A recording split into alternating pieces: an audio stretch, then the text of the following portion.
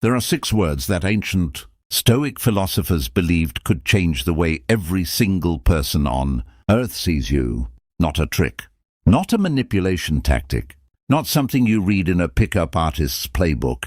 6 words rooted in 2,000-year-old philosophy that instantly shift the energy you carry into a room. Say them to yourself before a first date, before a job interview, before a difficult conversation with someone you love, and something in you settles. Something in you becomes magnetic. The 6 words are these: I choose you.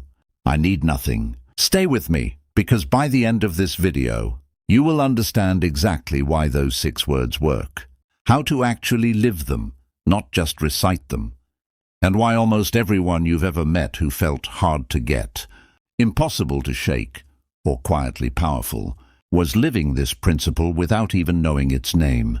This is the Stoic secret to becoming irresistible, and it has nothing to do with looks, money, or charm. Welcome back to Wisdom of the Stoics, the home for anyone who is done being ruled by their emotions and ready to build a life of quiet strength, discipline, and inner peace. If you're new here, we take the ancient teachings of Marcus Aurelius, Epictetus, and Seneca and translate them into tools you can actually use today in your relationships, your career, and your own mind. If that sounds like the kind of person you're becoming, hit subscribe and let's get into it. Let's start with an uncomfortable truth. Almost every person who has ever felt unwanted, unseen, or unchosen was, in that exact moment, needing something from someone else. Not wanting, needing. There's a chasm between those 2 words, and most people spend their entire lives never learning the difference. They think they're the same thing dressed in different clothes. They are not. Wanting is preference. Needing is dependency. And dependency, no matter how well you disguise it, radiates outward like heat off a summer road. People feel it before they can name it. Think about the last time you were around someone who seemed a little too eager. Maybe it was a co-worker who complimented the boss one too many times. Maybe it was a friend who texted back within 4 seconds, every single time, no matter the hour. Maybe it was someone on a date who agreed with everything you said, laughed too hard at jokes that weren't funny, and seemed to be constantly checking whether you were pleased with them. What did you feel toward that person? If you're honest with yourself, it probably wasn't attraction. It was something closer to mild discomfort, maybe even a small, quiet urge to create distance. Now think about the opposite. Someone who listened more than they spoke. Someone who didn't scramble to fill every silence. Someone who could disagree with you calmly without flinching, without needing your approval to feel okay about themselves. That person didn't try to impress you, and yet you found yourself wanting to impress them. This is not a coincidence, and it's not some cruel trick of human psychology designed to punish good-hearted people. It is a law as old as human nature itself, and the Stoics understood it centuries before modern psychology, gave it fancy names like approval-seeking or anxious attachment. Epictetus, a man born into slavery who became one of history's greatest philosophers, taught something radical for his time and radical for ours. He said that suffering comes not from what happens to us, but from what we believe we need in order to be okay. The moment you convince yourself that you need another person's love, attention, or approval to feel whole, you have handed that person the keys to your peace of mind. And people, consciously or not, can sense when they're holding someone else's keys. It doesn't feel like an honor. It feels like a burden. This is the trap. Neediness isn't unattractive because of some arbitrary social rule. It's unattractive because it signals an incomplete person searching for the missing piece in someone else. And nobody, deep down, wants to be someone else's missing piece. They want to be chosen by someone who is already whole. That's the entire secret buried inside those 6 words. Let's start unpacking them, one Stoic principle at a time. Before we go further, I want you to comment one word below. Are you a wanter or a needer in your relationships? Be honest. You might be surprised what you type. At the core of Stoic philosophy sits a single idea so simple that people mistake it for obvious, and so difficult to live that most people never actually apply it. It's called the dichotomy of control. Epictetus opened his famous handbook, the Enchiridion, with a division of the entire universe into two categories: things within our control and things outside our control. Our judgments, our desires, our reactions, our efforts, those are ours. Everyone else's judgments, reactions, feelings, and choices, those are not ours, no matter how much we wish they were. Here is where it gets personal. Whether another person is attracted to you, whether they text back, whether they choose to stay, whether they see your worth, none of that is within your control. You can be kind, funny, attentive, generous and consistent, and still, the final decision of another human heart belongs to that human heart alone. Most people spend their whole lives fighting this truth. They try to control the uncontrollable through excessive effort, through people-pleasing, through anxious texts, through performing a version of themselves they think will be more acceptable. And every single one of those efforts is a rope thrown at smoke. You cannot grip what isn't yours to grip.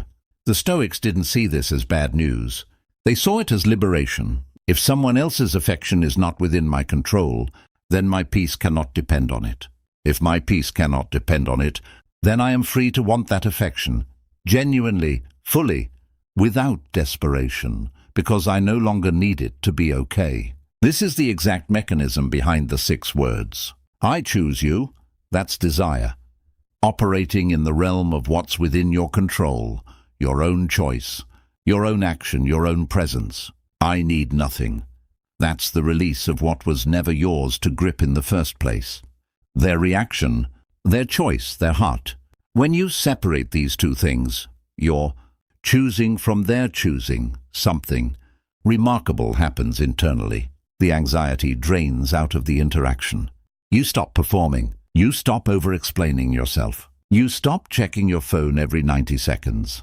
And paradoxically, that calm, grounded energy is the single most attractive quality a human being can carry into a room. Marcus Aurelius, the Roman emperor who ruled the most powerful empire on earth, wrote privately in his journal, never intending for the world to read it, that the tranquility he sought could only be found within his own judgments, never in the opinions or affections of others. Here was a man with unlimited external power, and even he understood that trying to control how others felt about him was a fool's game. If the most powerful man in the ancient world couldn't force affection through control, what makes any of us think we can? Let this sink in for a moment.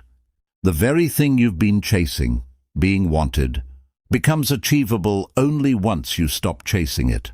Not because chasing is morally wrong, but because chasing itself signals the very lack you're trying to hide.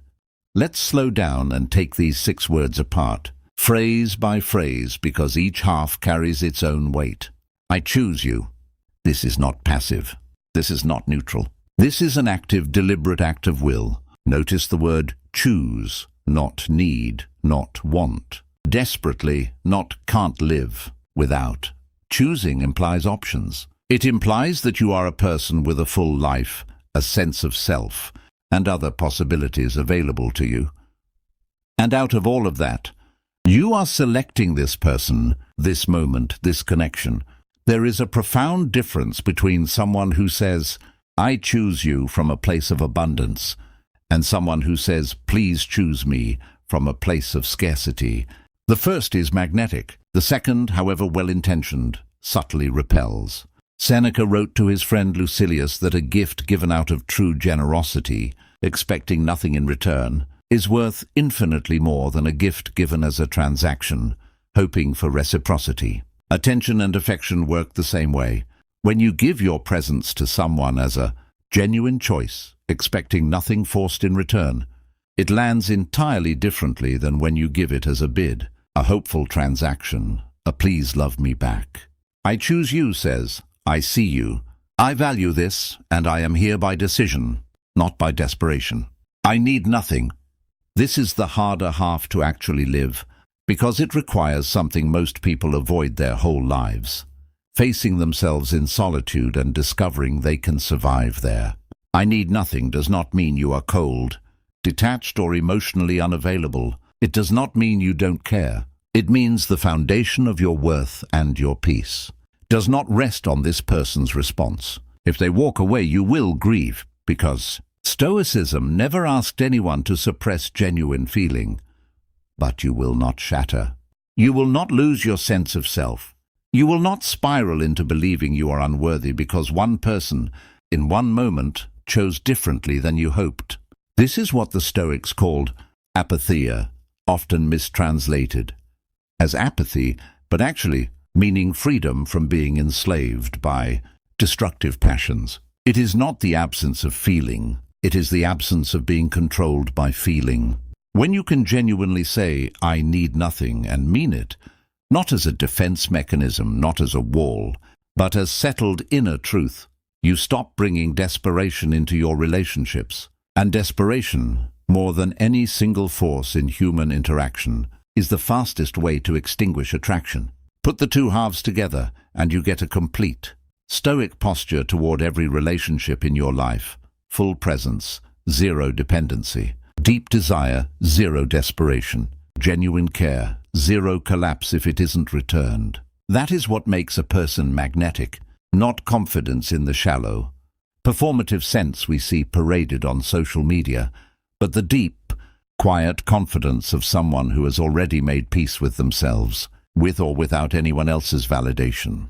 If those 6 words just hit you somewhere deep, drop a like on this video right now. It helps more people find this message. And trust me, someone in your life needs to hear this today. Consider sending it to them. I want to tell you about the man who embodied the Stoic principle of "I need nothing" more completely than almost anyone in history. Not as an inspiring slogan repeated from comfort, but as a truth forged through unimaginable hardship. His name was Epictetus, and his life proves that real freedom begins long before circumstances change. Epictetus was born into slavery during the 1st century. He owned nothing, not his possessions, not his time, not even complete authority over his own body. Yet from a life defined by external powerlessness, he developed one of the most liberating philosophies ever recorded. While others searched for freedom in wealth or status, he discovered that true freedom begins in the mind. His greatest teaching was simple but revolutionary. People may control your body, your reputation, or your possessions, but they cannot control your judgments, your character, or your will unless you surrender them yourself. That idea was extraordinary because it came from someone who had every external reason to feel defeated. Instead of allowing his circumstances to define him, he chose to master the only kingdom no one could steal, his own mind. After earning his freedom, Epictetus became one of the most respected teachers in Rome. Powerful politicians, military leaders, and wealthy citizens traveled to hear his wisdom. Notice the irony. The man who once owned nothing eventually possessed something the most influential people desperately wanted. They sought his guidance because his self-worth was never dependent on their approval. His confidence could not be bought, and that made him truly powerful. Hidden inside his life is one of the deepest lessons about attraction. Whether in relationships, friendships, or professional life, genuine attraction is never created by chasing validation. It naturally appears when your identity no longer depends on receiving it. The less desperately you seek approval, the more authentic your presence becomes. Epictetus encouraged his students to ask one question whenever life became painful. Is this within my control? If someone insults you, their words are outside your control, but your response belongs entirely to you. If someone rejects you, their decision is beyond your influence. But your opinion of yourself remains yours alone. Apply this same principle to attraction, and your perspective changes forever. Instead of asking, "How do I make them like me?" a question that depends entirely on another person's mind, you begin asking, "How do I become someone worthy of respect?" while allowing others the freedom to choose. That question belongs completely to you because it depends only on your character, discipline, and daily actions. That single shift transforms everything. It is the difference between anxious chasing and quiet confidence, between seeking validation and creating value. That is the essence of Stoic, Magnetism, the power of becoming so grounded within yourself that your peace no longer depends on anyone else's approval. Now let's talk about a very different kind of man, one born not into slavery, but into the highest power the ancient world could offer. Marcus Aurelius became emperor of Rome at a time of plague, war, betrayal, and constant political maneuvering. Everyone around him wanted something from him. Everyone had an angle. In that kind of environment, it would be easy, even natural, to become suspicious of everyone, or worse, to become someone constantly performing for approval, terrified of losing the loyalty of allies and the love of the people.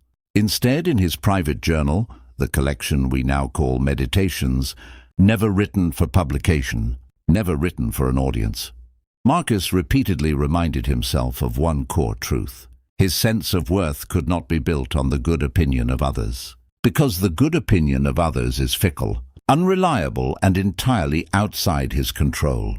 He wrote to himself that it is not fitting to waste the remainder of one's life caring about what others think, when that time could be spent on one's own directing mind. He reminded himself again and again, in the quiet of night, alone with his thoughts, that praise is a fleeting sound, and blame is a fleeting sound, and neither should knock a person off the foundation of their own judgment. Here's what's remarkable, and what history confirms. Marcus Aurelius, precisely because he did not perform for the approval of the Senate, the army, or the public, became one of the most respected and beloved emperors in Roman history. His self-possession wasn't a barrier to connection. It was the very thing that made his presence commanding, trusted, and, in the truest sense of the word, attractive to those around him. This is the pattern you will find repeated throughout history, and in your own life if you look closely enough.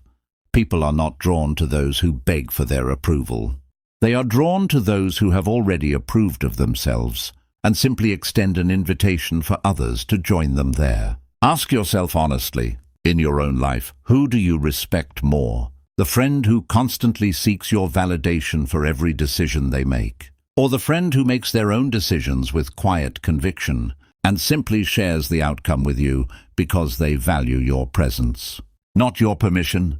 We are drawn to self-sufficiency like moths to a steady flame, not a flickering, desperate one, but a calm, unwavering one that doesn't need our breath to keep burning. Quick question for the comments. Who in your life carries this kind of calm, self-possessed energy? Tag them mentally, or better yet, tell us about them below. I read every comment. Now let us turn to the third great Stoic voice, Seneca, the philosopher, playwright, and statesman, who understood the hidden psychology of desire more deeply than almost anyone in the ancient world. Long before modern psychology explored attachment, emotional dependence, and unhealthy obsession, Seneca had already identified the invisible force that causes so many people to suffer. His insight remains just as relevant today as it was nearly 2,000 years ago. Seneca made an important distinction between two kinds of desire. The first consists of natural desires, things genuinely necessary for a meaningful life, such as good health, loyal friendships, meaningful work, and reasonable comfort. The second consists of desires created by false opinion. These are cravings that our anxious minds exaggerate until they appear far more important than they truly are. Seneca warned that the greatest suffering does not belong to the person who possesses too little. It belongs to the person who constantly believes they need more than they actually do. Now apply this idea to love and attraction. The moment you begin craving another person's attention as though your happiness depends entirely on it, you unknowingly place an impossible burden upon them. You transform an ordinary human being into the source of your emotional survival. No one can carry that responsibility forever. When people sense that someone needs them to provide constant validation, reassurance, or purpose, they often begin pulling away. Not because they are heartless, but because every human being needs emotional freedom to breathe. Seneca never argued that we should stop loving others or avoid meaningful relationships. Stoicism is not a philosophy of emotional isolation. Instead, he encouraged us to examine every powerful desire with honesty. Ask yourself a simple question. Is this desire proportional to reality, or has my imagination inflated it into something it was never meant to become? That single question has the power to expose countless unnecessary fears and attachments.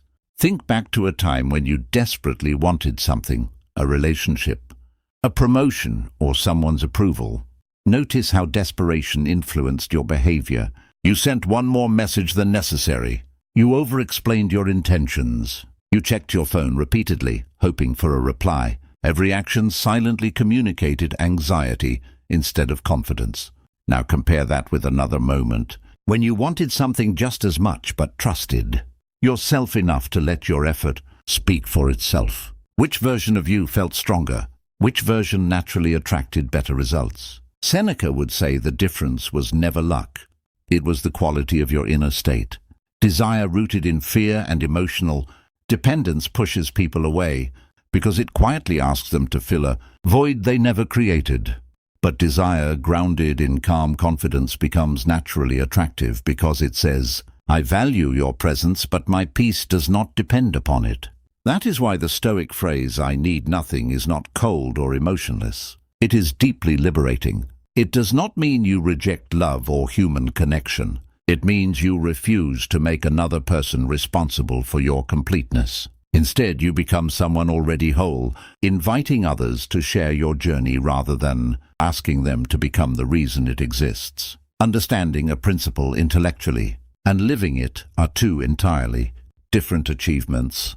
The Stoics were famous for insisting that philosophy without daily practice is just entertainment. So let's talk about how to actually embody these 6 words in real life.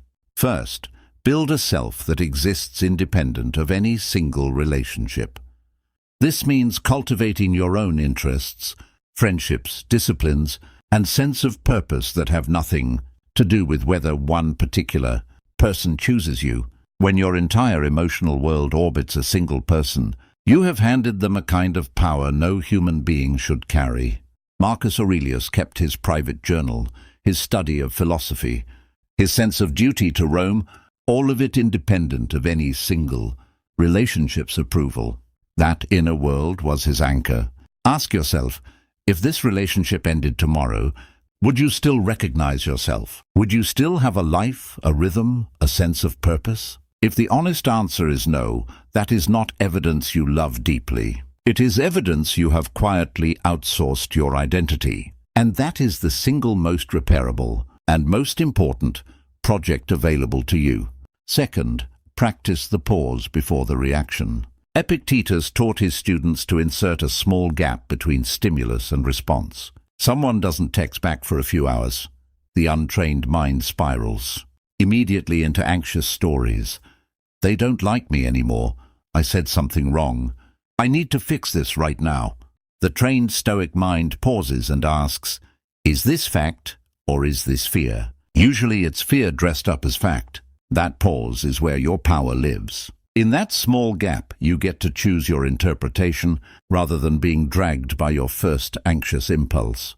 Practicing this daily, in small moments, not just romantic ones, builds the muscle you'll need in the moments that matter most. Third, separate your effort from the outcome deliberately, out loud if you have to.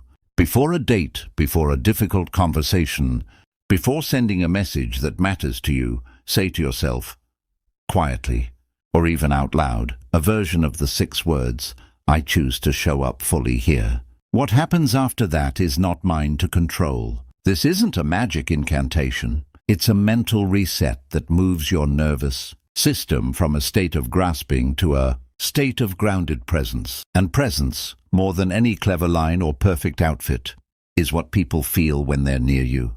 Fourth, examine your cravings the way Seneca examined his. When you notice yourself checking your phone repeatedly, replaying a conversation on loop, or feeling a spike of anxious energy around someone's response to you, pause and ask, is this desire proportional? Or has my mind inflated this person into something they were never meant to carry alone? This isn't about shrinking your feelings. It's about right-sizing them so they don't collapse under their own weight. And so you don't collapse under the weight of needing an outcome you cannot control. Fifth, practice solitude deliberately as training.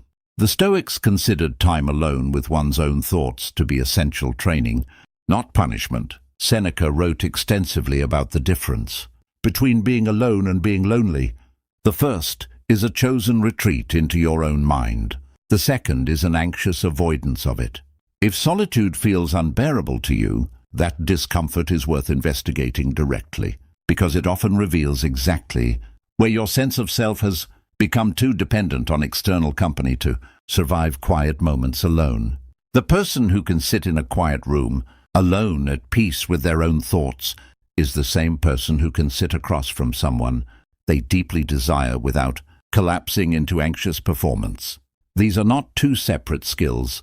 They are the same skill practiced in two different rooms.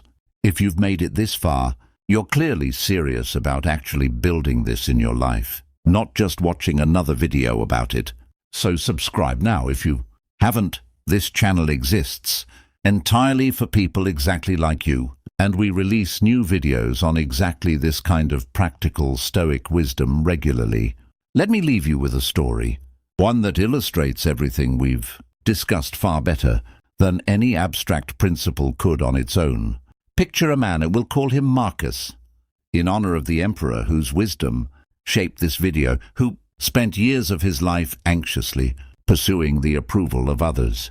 In his career, he said yes to every request, stayed late for every task, agreed with every opinion of his superiors, hoping that enough accumulated effort would eventually earn him the respect and advancement he desperately wanted. It never quite worked. He was liked in a mild, forgettable way, but he was never truly respected. People sensed, even if they couldn't articulate it, that he needed their approval more than he trusted his own judgment. In his relationships, the same pattern repeated. He would meet someone he was drawn to, and almost immediately, a quiet panic would set in, a fear of losing them before he'd even truly had them. That fear drove him to overextend, constant texts, excessive compliments, cancelling his own plans to accommodate theirs, agreeing to things he didn't actually want, all in an unconscious bid to make himself indispensable. And time after time, the people he pursued this way eventually drifted. Not because he was unkind or unworthy, but because his desperation, however well-intentioned, was exhausting to be near. It asked something of them they hadn't agreed to give, the responsibility for his entire sense of worth. Then, in a season of solitude, after a particularly painful ending, Marcus encountered Stoic philosophy for the first time. He read Epictetus's insistence that other people's judgments were never his to control. He read Marcus Aurelius's private reminders to himself that praise and blame were both fleeting and unreliable measures of a life well lived.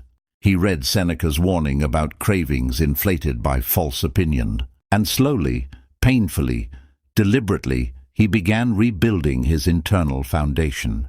He cultivated interests that had nothing to do with anyone's approval. He practiced the pause before reacting to silence or distance from others. He learned to sit alone in a quiet room, without reaching for his phone, to fill the discomfort.